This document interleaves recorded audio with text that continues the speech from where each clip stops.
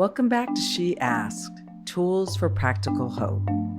I'm your host, Anna McBride, and every week I bring conversations, stories, and tools to help you navigate life, the transitions with greater grace, greater ease, self-awareness, and hope.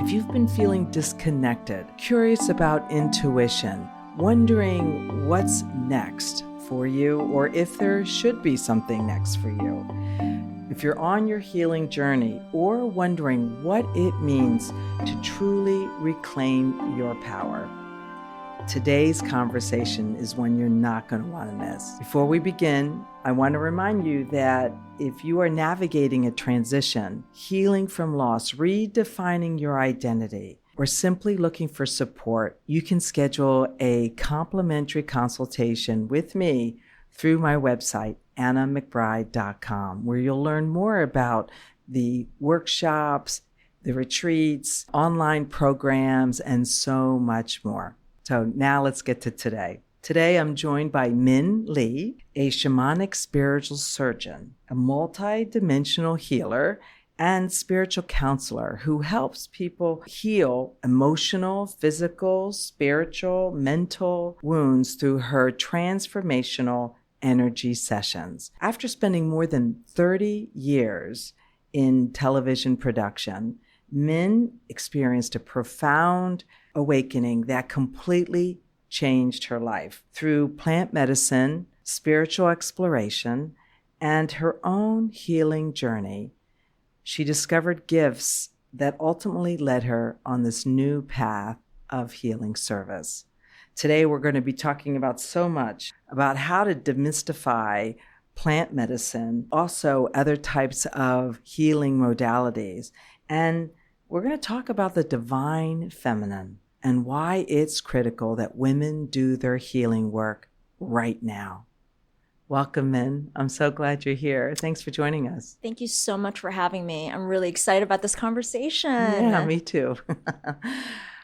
So on this podcast, we like to begin where all great stories begin, and that's at the beginning. So would you please share with our listeners the whole idea of why you pivoted or reinvented your life to become this healing version of yourself?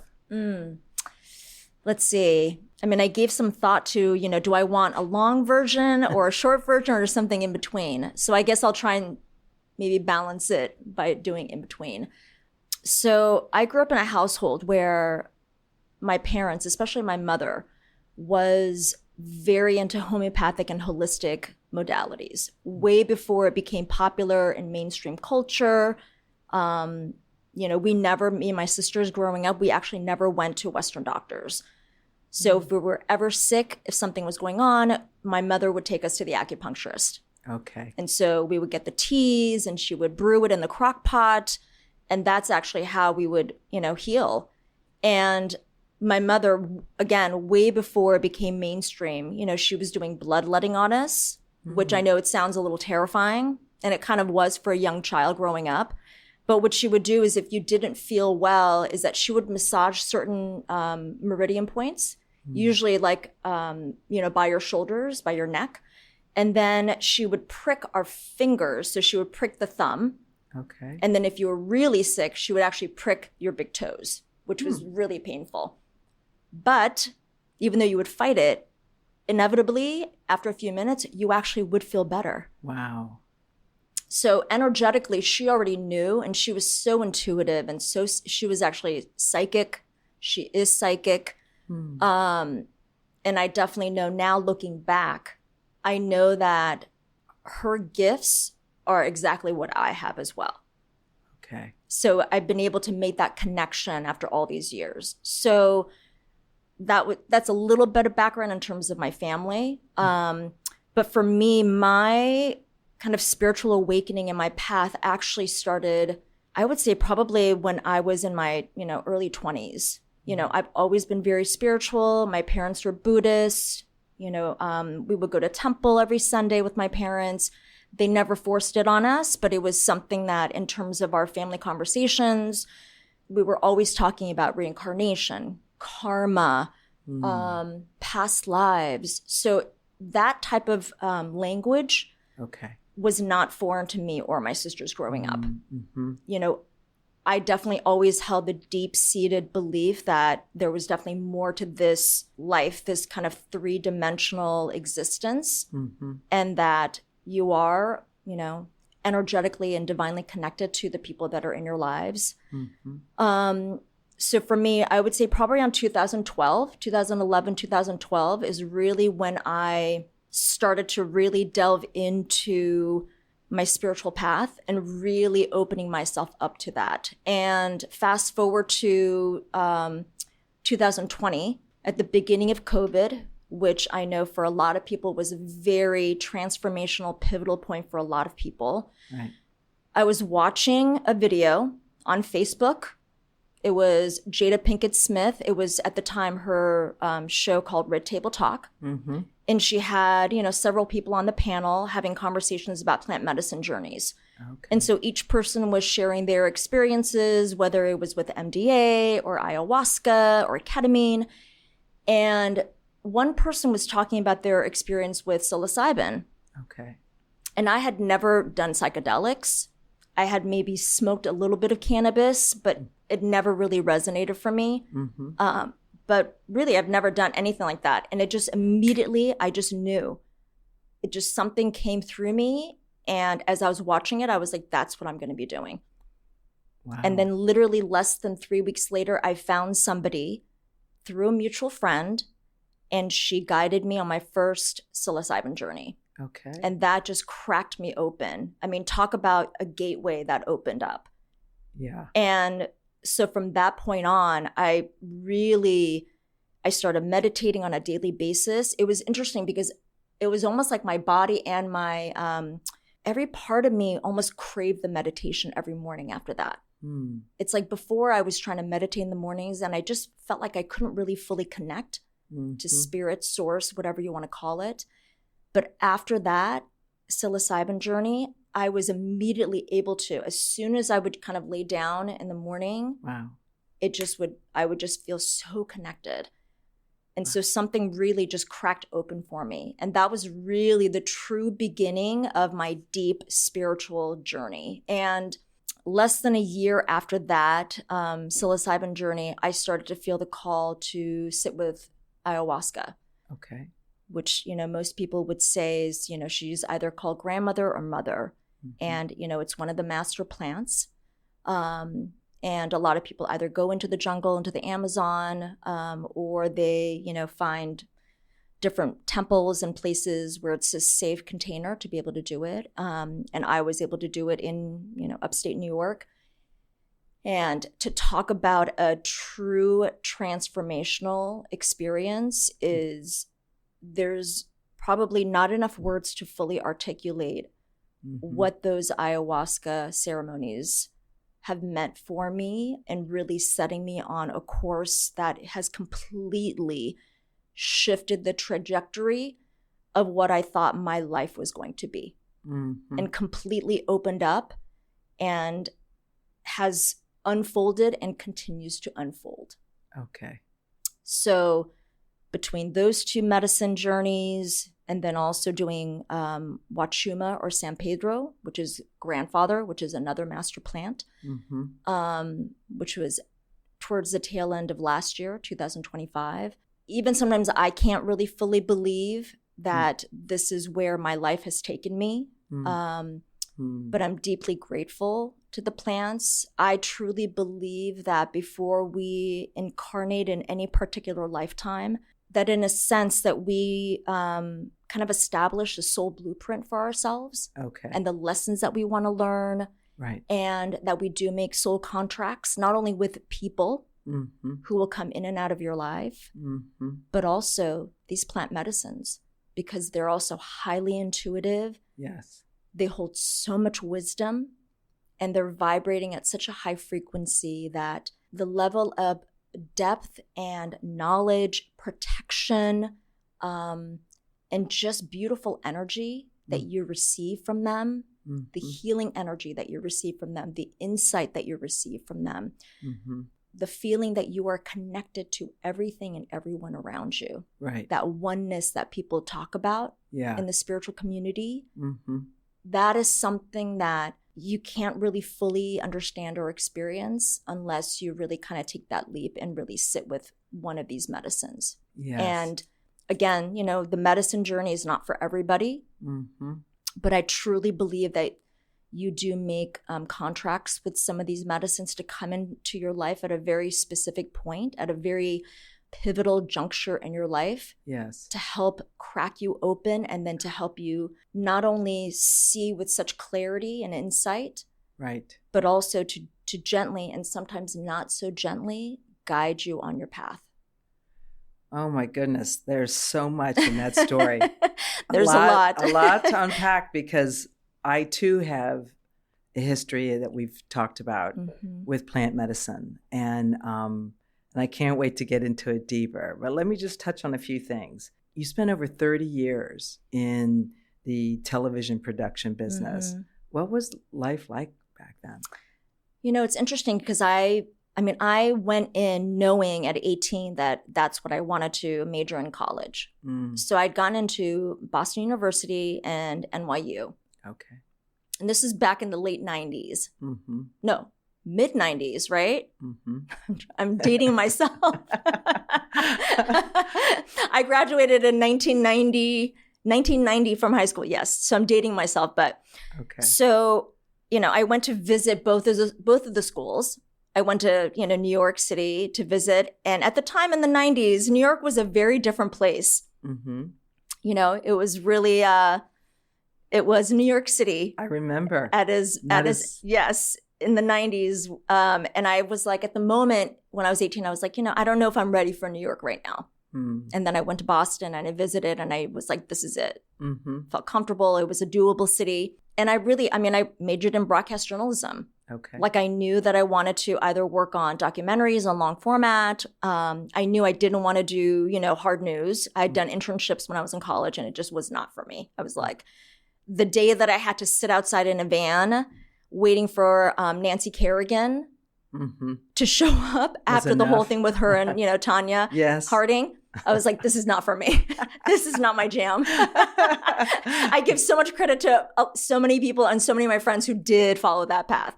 Yeah. So, I mean, you know, working in television, for the most part, I have to say, when I like reflect back on it, I loved it. It was an exciting time. It was creative. I met so many close friends. I made so many connections with people. I was a producer, director, and a writer for a very long time.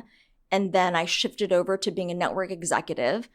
You know, it was a really beautiful balance of like creative, but then also really learning the business aspect of it, you know, being on the network side for a very long time. I mean, clearly, because I did it for almost 30 years. Wow. I really loved it. But there came a point in time for me, especially when I was kind of in my early 40s, where I think I was probably going through not necessarily a midlife crisis, but I think it was more of like an existential kind of crisis of like, what am I doing? Okay. Is this really my purpose in life? Okay. Were there signs that something There were needed to signs change? because I think I was also feeling very, I just wasn't feeling fulfilled. If anything, I think my body was telling me a lot of things. I was going through a lot of health issues and had started to deal with some health issues that I think I was ignoring at the time and wasn't really admitting to myself how deeply unhappy I was, how much anxiety I was dealing with. Wow. There was a lot of pressure being at a network and being an executive, you know, and back in those days, like everything was about the ratings. Okay. You know, you would pour over the ratings, you know, so there were some aspects of that kind of creative part of television that I loved so much, and the collaboration that I just felt like it wasn't enough for me to continue on. And so I did. I actually made the transition. I left that job and I made the transition into more digital online content creation. Okay. So I was doing a lot of consulting and working with different brands like One Kings Lane and Wayfair, and then, with JP Morgan Chase and their kind of marketing communications departments. I was doing that, but also deeply internally, I was like, is this really, again, what I'm supposed to be doing? Yeah. Right? It's always like push and pull. And I think also back then I wasn't fully ready to make the leap out of that whole world, because I had built my identity and my path and had dedicated so many years to doing something very specific. And had really built a community and had a lot of friends and a lot of contacts in that world. When I made the decision to kind of start to really kind of slowly, honestly, like tiptoe out of there and start to dip my toe in different waters, it wasn't an easy or a smooth transition. Yeah. If anything, I felt like I was also resisting it at certain points, because even last year, and this is very recent, 2025, we all know that the job market is very difficult, especially for people who are in their late 40s to early 50s. Somehow the level of experience that you have is somehow seen as almost a detriment to potentially getting hired for any job. Wow. So I was, in all transparency, I was actually applying for not only jobs that I knew I was qualified for or overqualified for, but even for positions like an office assistant. Wow. Office manager roles. At that point, I didn't really care. Like my ego, I had no ego. I was like, in my mind, I was thinking, okay, if I can just find like a 9-to-5 job that I can go to, during the week, then on the weekend, I can actually do some of this energy work and really kind of really help people and do what I'm feeling really pulled towards. Right. Well, luckily for us, the universe had different plans for you. Absolutely. And it was interesting because literally I would either get no responses from the resumes I would send out through LinkedIn and through others, other portals, or I actually would get into the interview process and it would always come down to me and another person at the very end, and then I wouldn't get it. And I'm a big believer that if it's not meant for you, it's not meant for you. Right. So there was never anything personal that I took from it. Right. But it was so interesting because, again, now when I look back, I was like, of course, the universe was like, girl, that world is no longer a part of you. It's over. That timeline has completely collapsed. Right. Like, why are you pushing so hard to stay within those parameters when you are not supposed to be doing that? And I'm getting chills because I know it's true. Yeah. And I've been there. And I had gotten certified in Reiki level 2, and I was like, okay, I'll start to get clients for Reiki. Again, little dribs and drabs of, clients for Reiki. And I was so frustrated thinking, okay, if this is what you want me to do, where are the clients? Like, I'm ready to step into it, but you're not really giving me anything to work with here. And so there was a level of frustration. Right. A level of resistance. There was a level of like not fully trusting, right? There was all the things that were just kind of swirling around me that I was like, okay, you've clearly given me not only the kind of spiritual signs, but also the physical signs that I'm not supposed to be doing this anymore. Okay. Which is fine. Okay. I can accept that. But then like open the door. Right. Right. There was a part of me. Show me something. Right. Kind of the producer in me and the brattiness of me came out, was like, what's going on here? Right. Yeah. This was it supposed to look like this is not what it's supposed to look like. Yeah. Like I'm supposed to, I want it to just unfold naturally and just flow. Yeah. Like the perfect storyline. And yet that's not how life is, right? So Never. You mentioned earlier that the pandemic was a pivotal moment, right? A turning point. Yes. So tell us about the experience that changed everything. I mean, between the psilocybin journey that really cracked me open, and then also really being honest with myself about the state of my marriage. I had been with my, now ex-husband for, close to 23 years, and we'd been married for almost 20 years. And, he was a significant part of my 30s and my 40s, my entire 30s and 40s. But I just knew deep down that whatever karmic agreement that we had made, it was going to come to an end, because I could feel myself shifting and really seeking something that I knew on a deep level that he was not going to be able to come along with me on that path. Right. And that, I think, is always, I'm getting emotional thinking about it, because it's true, whatever relationship you have, whether it's with a spouse or a partner or friendships or even family members, the truth is that not everyone is going to come along with you on your path, especially when you fully step into the spiritual path. Yeah. Right. And it is not easy. No. When I tell people that when you go through the dark night of the soul, it is not just, it's not just words that people are saying. It is a deep reckoning of who you are. It's a dismantling, a full dismantling of who you are at every level, mind, body, and spirit.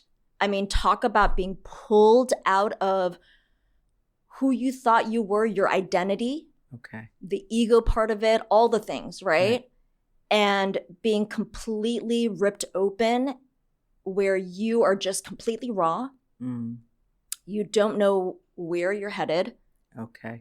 There's no real clarity or direction because you're just so in the thick of the deep shadow work.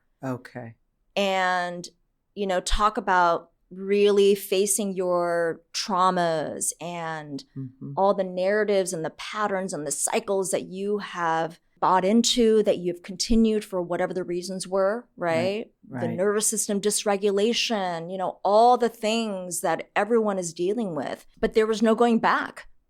Once you kind of see that bigger picture, and you see your place in it, no matter how much you want to actually kind of go back into what you thought you were supposed to be doing and the kind of the old version of you in that paradigm, there's just no way. You just can't go back. It's like being able to see behind the curtain. It's like the Wizard of Oz, right? Right. Once you see behind the curtain, it's something you can't unsee. Yeah. And you would really be doing yourself a disservice and really honestly lying to yourself if you saw that and then you kind of went back again to how you were and what your life was like. Absolutely.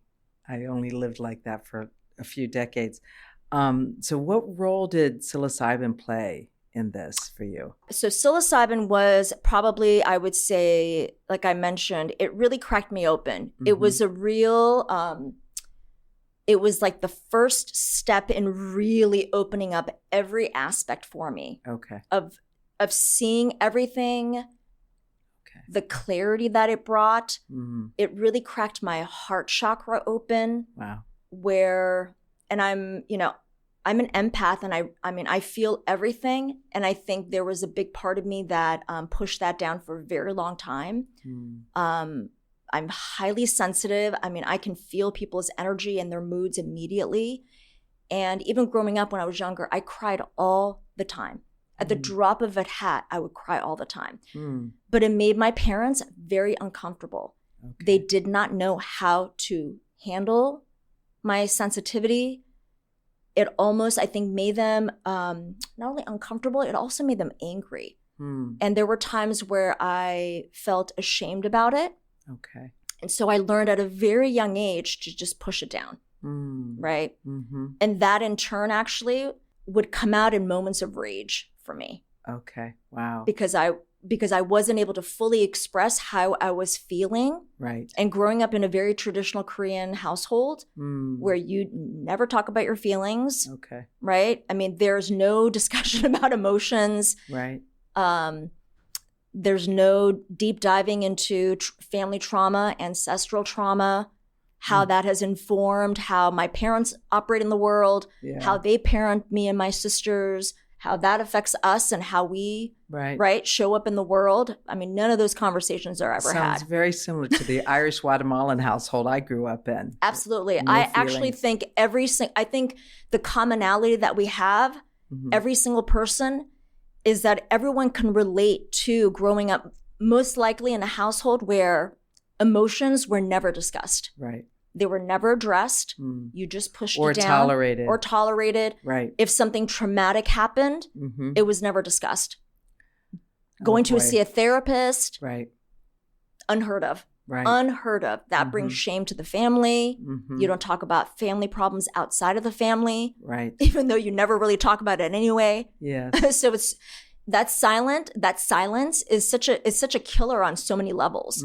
I mean, it really does such damage to so many, every aspect of you. Right. You don't even realize it growing up until you actually start to find the language for it. Okay. So that you can fully articulate how that made you feel. Wow. And especially now, even as an adult, sometimes I have a hard time articulating and really finding the right words to really fully express how it's making me feel or how it made me feel. Sure. Yeah. So being more intimate with your feelings sounds very foreign.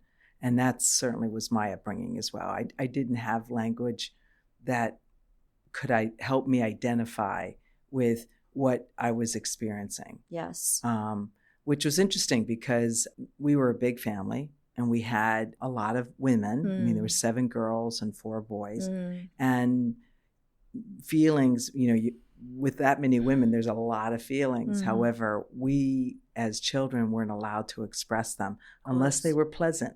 Course. Otherwise, we're sent to our room. And I was, like you, very emotionally expressive. And so I was sent to my room a lot. And to the point where I would get upset, angry, act out. Yes. And then I was punished. Yes. And it's such a confusing message to be punished for your feelings. Especially when you feel so deeply. Yes. And as a child, you don't really, again, have the language to fully articulate to an adult why you are upset and why it's making you feel a certain way. Yeah. And the only way that you can actually express it is your body is just expressing it for you, right? It comes out in usually crying and tears. Yes. And to have somebody tell you or shame you for that, I mean, it's deeply traumatizing. Oh my goodness. And especially, we live in a very toxic patriarchy. That is the truth.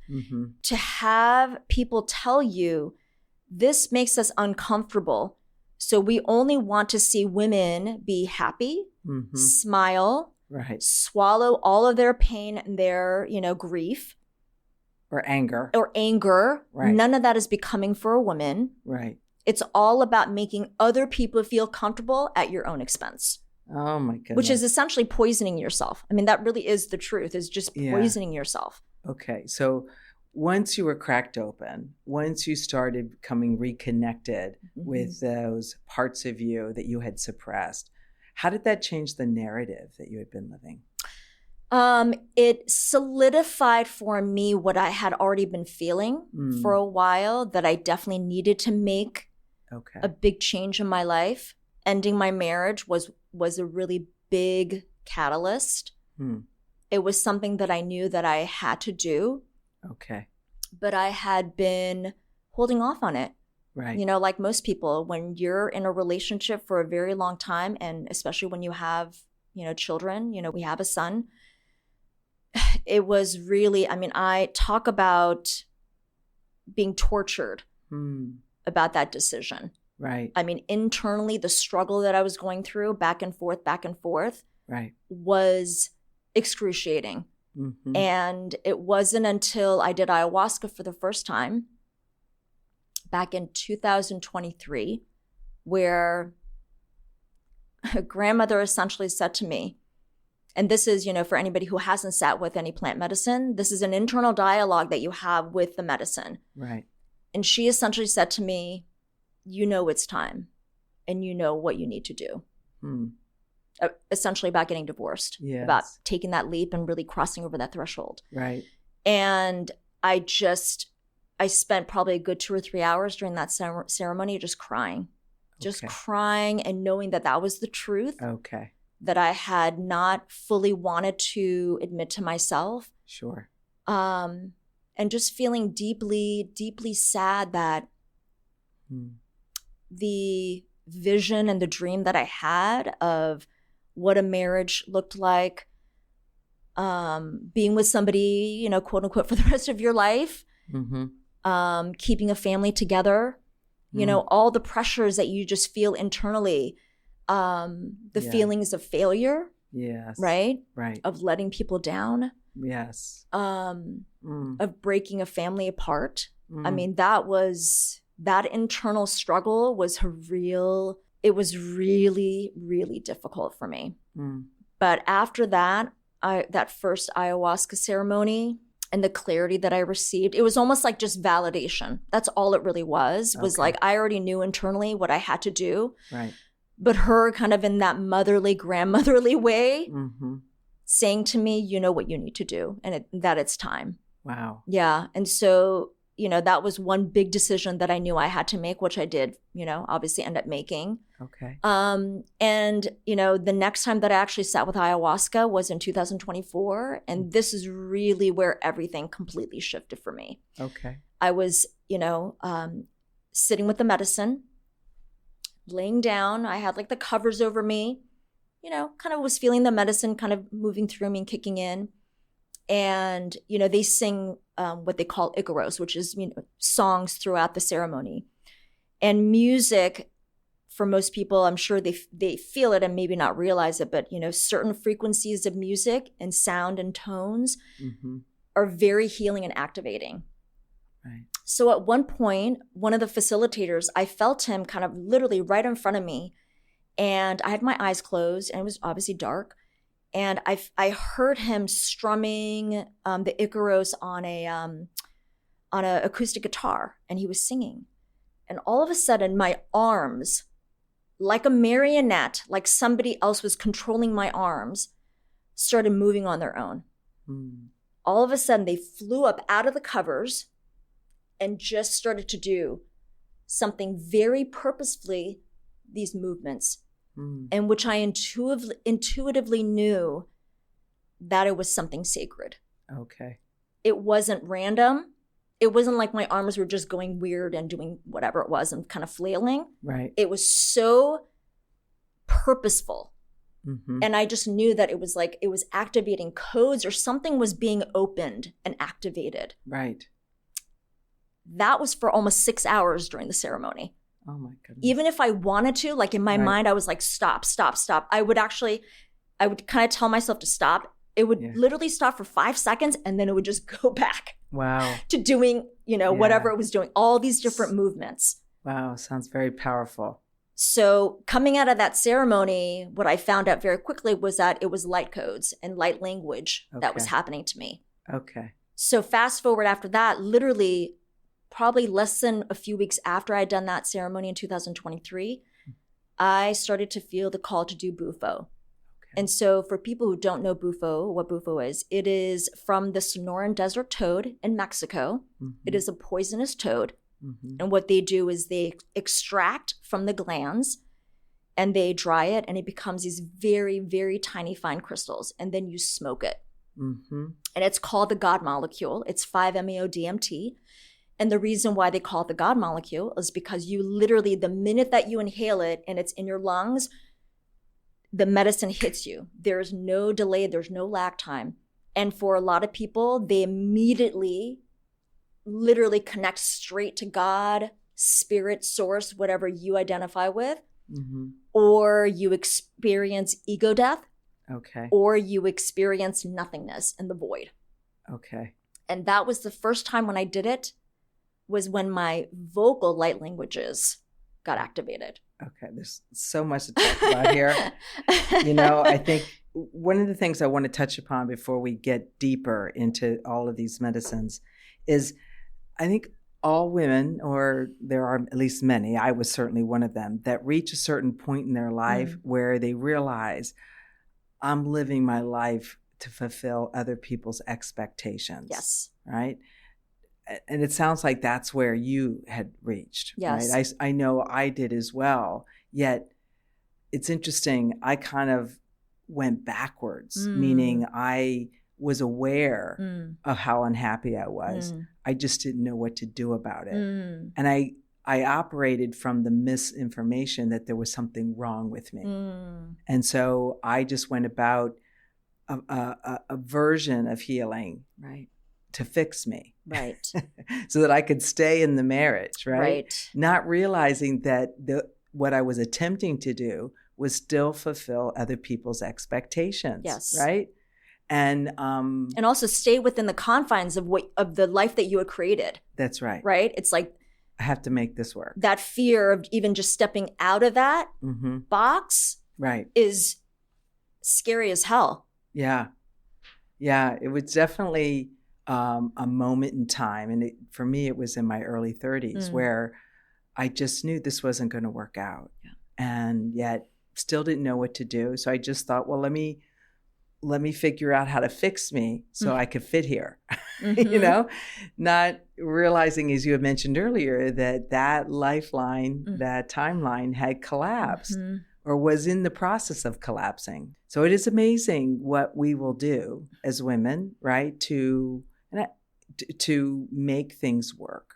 So talk a little bit about, as you realize that those expectations isn't the life you wanted to live anymore, what commitments you had to make to yourself, what that led you further into this plant medicine journey? So for me, I think it was a combination of trying to stay within the confines of other people's expectations and who they thought I was or is, along with the expectations I had put on myself in terms of what my life was supposed to look like. Right. Right. And, being a true type A personality, which obviously that helped me in my career of television production. I was a fucking great producer and director. That served me very well, that type A personality. Right. Like nothing got past me. Right. Talk about meticulous, talk about making sure that every single thing was like checked off the list. Yeah. Right. And perfectionist tendency. Absolutely. And, I really love connecting with people. So on top of it, having to interact with people or even, doing interviews with people. Like I loved that. I loved connecting with people and doing interviews. So there was so much of the aspect of that life that I loved. But I just knew deep down, and for women especially, we have this intuition that for most of our lives we ignore. And it's there for a reason, but we ignore it because there's so much outside noise and so much outside pressure and expectations that we really do. We truly abandon ourselves on so many levels. So for me, it was really being honest with myself. Okay. And not only was it saying like, there's a level of unhappiness, just general unhappiness. Right. But also knowing that there's something that I'm supposed to be doing.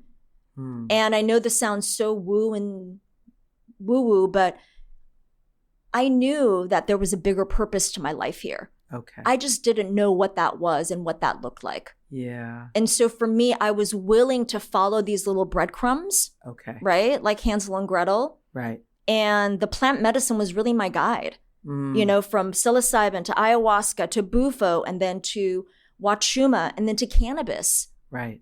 Cannabis came to me, and cannabis is a true plant medicine. People don't even realize that. She came to me last year, just last year, and I'm not a cannabis person. And she said to me, I want to build a relationship with you. And it took me by surprise. Right. And that conversation that I had with her was such a critical point in what I am doing now. Okay. Like that literally, not only did it put me on the path of what I'm, at least for now, what I'm supposed to be doing. Yeah. But it solidified everything. What happened, I think for me, was that through these plant medicine journeys and receiving the clarity and the guidance is that I started to find all these little puzzle pieces to my journey, right? Okay. Was like, okay, you got the certification in Reiki level 2, so you're doing energy work. You're doing these light languages, right? With your hands and your vocal light languages are coming through. Then I started to channel. Okay. Then I started to, people who have transitioned would start to step forward. Okay. Right. And they would, come through and give me messages to give to their loved ones. So mediumship. Wow. So there were all these different pieces that were kind of popping up for me. Yes. And I was obviously very open to it. Like none of it scared me. I was like, okay, this is what's happening. Right. but nothing really coalesced and kind of got solidified until really last year. But ayahuasca, when I was in ayahuasca, she kept saying to me, or they kept saying to me, because the portal's open, so many different energies and entities come through, they kept saying to me, fast track, acceleration, fast track, acceleration. And I didn't really, I knew what they meant. Obviously, I know what the words mean. But when I look back on it, it wasn't that long ago that I actually sat with ayahuasca. It was only in 2023. And we're just in the middle of 2026. Right. And so now I know what they meant by that. Talk about fast track. Yes, right. And now fast forward to what I'm doing, at least for the time being, with these beautiful gifts that have been a reactivation and a remembrance, because I know without a shadow of a doubt in my soul that I have done this in other lifetimes as either a shaman, a medicine person, a healer, herbalist, witch, all the things. Okay, so now we're getting into it. So this is more than a spiritual awakening. Yes. You mentioned it as a remembering. Yes. Or we use the word reinvention. Yes. Right? So all of this through this connection to these plants, which I think I want to spend a little time kind of demystifying it, because they get a lot of attention. Yes. Right? I myself have explored many of them. However, with a little bit of reticence because of the fact that there's too many people, it seems, in the social media realm that are, chasing these things. Yes. And so let's talk a bit about the role that plant medicine plays in the healing process. I think plant medicines play a really important role, not only in the healing process, but in terms of the activation and the awakening process for a lot of people. And again, I think I prefaced by saying that plant medicine journeys are not for everybody. Right. You may be called to step into your spiritual path without the guidance of plant medicines. And there's nothing wrong with that. Right. There is no right or wrong when it comes to this.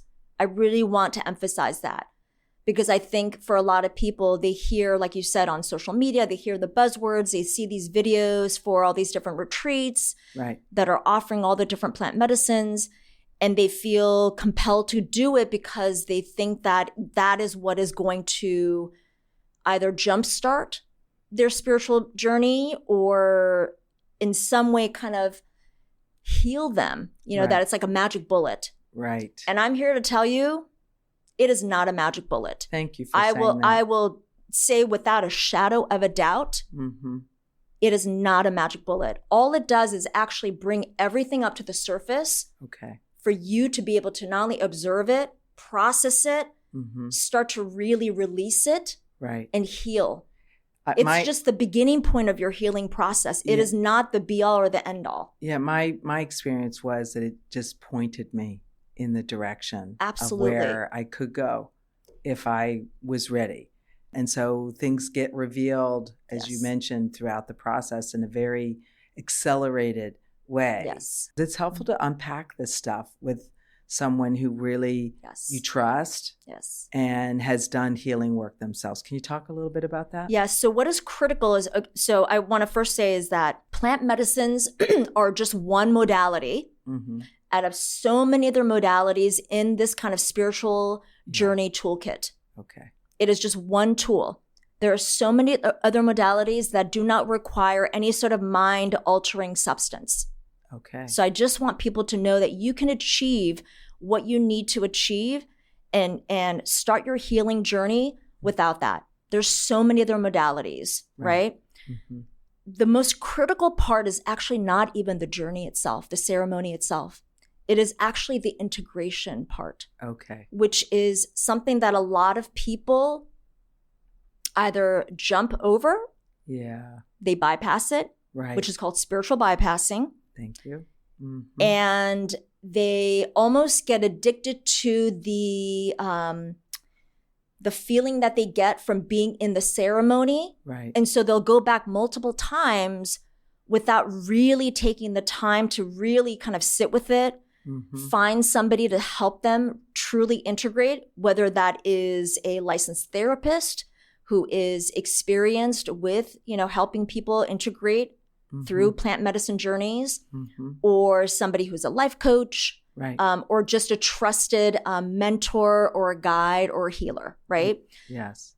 That is, besides the set and setting when you're actually in the ceremony and being in a very sacred, safe container and trusting whoever's facilitating, the next most important thing is really, truly taking the time to do the integration work. Yeah. Integration is key. Absolutely. If you do not take what you have been shown, the insight that you've been provided with, and you just kind of push it to the side and just kind of continue on with your life, it's almost like being shown. I don't even want to use the term future because, I am a big believer that time is an illusion. There is no past, present, or future. But almost being shown something that is like, it really is life altering and almost dismissing it. It's almost like in the moment you see it and you're like awed by it, and then almost like putting it to the side in like a little closet. Right. And knowing it's there. Yeah. And every now and then opening up that drawer to look at it, but not really using it for the wisdom that it really holds, right? And the power that it holds. And I think that those two words are key, because there's a lot of information, a lot of wisdom in what's revealed to you, and power. And it's powerful, yes, right? So therefore, a lot of people, myself, could have been one of them at some point, is that when you're not ready to integrate, it becomes a one of those things, I think, where it's like the elephant in the room. Yes. Which is interesting because it's a healing journey, right? And you avoid it. Yes. Or you pretend it doesn't exist, yes. right? And yet it's real. And in your nervous system, it's real. Yes. And these plant medicines continue to stay connected with you. Yes. Throughout all the journeys and onward, yes. right? Healing doesn't happen. True healing doesn't happen without facing the truth, right? Without integration, and then also without boundaries. Okay. Because what happens is when you're really truly on a healing path, right, you realize that you have abandoned yourself in so many different situations and experiences, right, that in order for you to actually stop those patterns of behaviors and the cycles that trigger you, and to really truly heal your nervous system and get it to a really good set point, you have to establish boundaries. Yes. And you can't even do that without really facing the truth, right? All of those things are connected. They're all so deeply interconnected, right, that you can't truly heal without facing the truth. Facing the truth means you're really going to start to do the integration work, which is really, it's painful. It's painful. Right. It's uncomfortable. That's why a lot of people avoid it. Yeah. I understand. I get it. Yes. I went through the deepest, so many months of darkness. When I tell you, I had dark thoughts, the darkest thoughts that I've ever had in my life so far, where honestly, there were moments when I was like, you know what? If I don't wake up tomorrow morning, it's okay. Like, I've never had a fear of death. So for me, it was like, if that happened, that's how dark it got. Right. Because it was so painful what I was going through. Yes. The shadow work was so painful. The truths that were coming up for me. Yeah. Where really, it wasn't even about other people. It was really where I had abandoned myself. So let's explain what shadow work means. So shadow work in a nutshell really is all about doing a deep dive and really facing your traumas, past behaviors, right, patterns and cycles, relationships, and experiences. Wow. All these things that have kind of made you who you are, but also how you respond to certain situations. Okay. Right? And it all really goes back to your nervous system. Right. Right? So if you, as a young child, were, if you were in a situation where your fight or flight response, right? So we all know kind of on a basic level that your nervous system, responds either fight, flight, freeze, or fawn. Mm-hmm. And I'm sure there's probably other ones. I'm not an expert on that, so I'm just going to say that. But when your body responds in a very specific way to a certain given situation, and it gets triggered, but you don't actually, so the thing with the nervous system is that there's a beginning, middle, and end.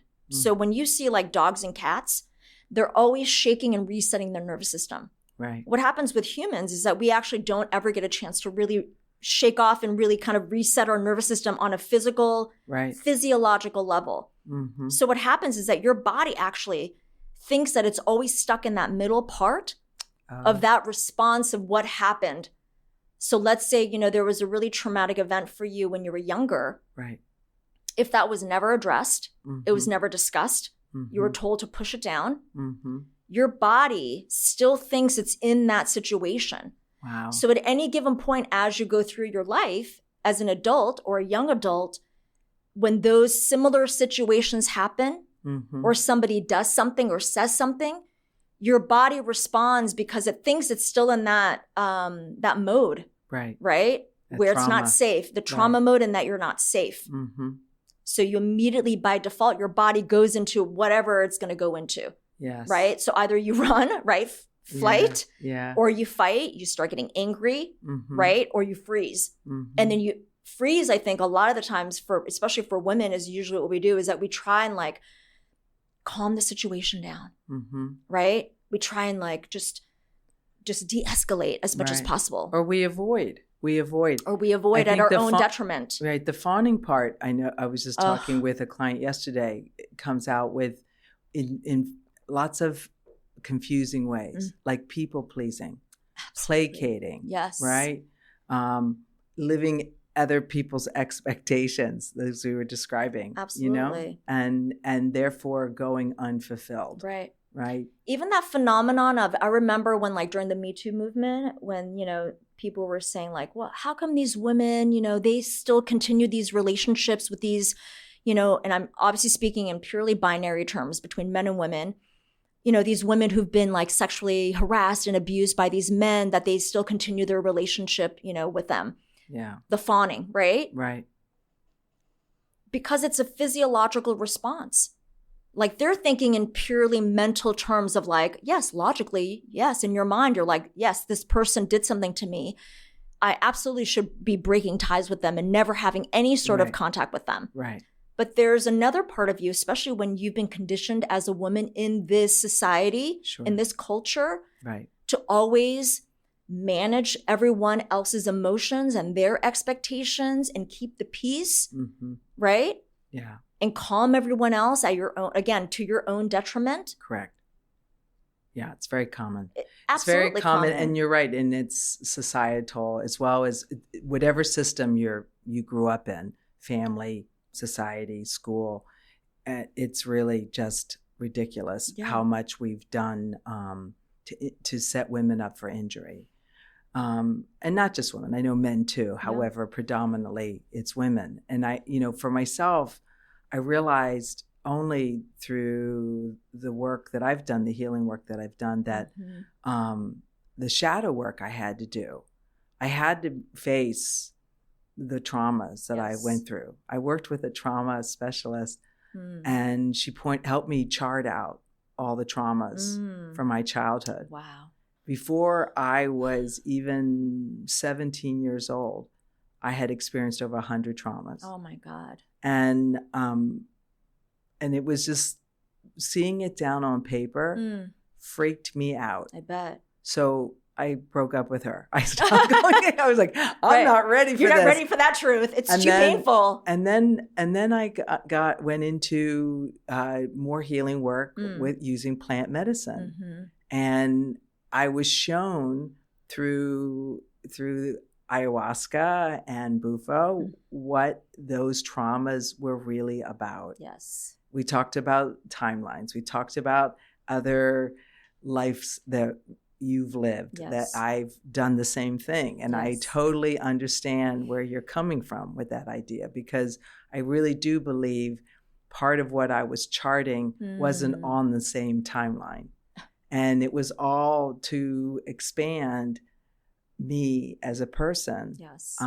Which is kind of hard to, as a woman of a certain age, to think that trauma really serves a purpose. I don't mean to say that it gets people off the hook for their part in it. Right. Yet I was really liberated through the plant medicine to understand the role it was playing, and talk about a fast track. Yes. Right? To get me to appreciate and understand and be open to different timelines and the expansion and why and how they're all connected. Yes. And so I've been very fortunate, meeting you as well as other people who are able to help me understand how it all works together. Yes. Right? And so the plant medicines continue to help me.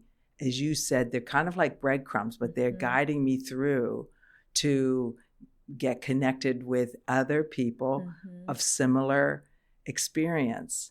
Absolutely. I mean, the medicine, the energy of these medicines, it's so intuitive and so powerful that you just naturally will get connected with other people who have also experienced certain medicine journeys. And when you speak about timelines, when you do a plant medicine journey, first of all, let's just establish, and this is not just in metaphysical worlds, this has also been identified by quantum physics, right? So if we want to bring science into it, although I'm a big believer that science is actually trying to catch up to the metaphysics. Time is an illusion. Time does not exist. It only exists because we're in this 3D realm where we have to say, oh, Anna, I'm going to meet you at 3:00. Right. So we have to be like, okay, I'll meet you there so that there's no misconnections, right? Right. But when you do a plant medicine journey, you accelerate your timeline. Acceleration is such a small word for what happens. Right. You bypass and you leapfrog. A lot of people say when you do a plant medicine journey, it's like doing a talk therapy session, condensed, like a 7 or 8 year talk therapy session condensed into one journey. I 100% agree with that. That's how much you accelerate your journey. And so let me just slow down enough to be able to make this clear to the listeners, is that if you are thinking about pursuing a plant medicine ceremony, whether it's ayahuasca or bufo or even a few of the others, I think what's important to remember is that there is a benefit that if you are, finding yourself, as I was, stuck in the therapeutic model, like that wasn't working for me. Yes. And so I never been one to like that feeling. So I was always exploring whatever was available that I could find that would help me move along through the healing process. Because I too, like you, knew that I was meant for bigger things. I didn't understand until I went through the ceremonies what that was. Yes.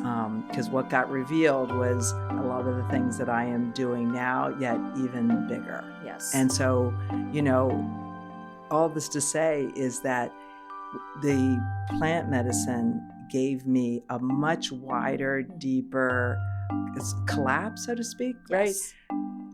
Understanding of just how everything works. Yes, and connects. Right.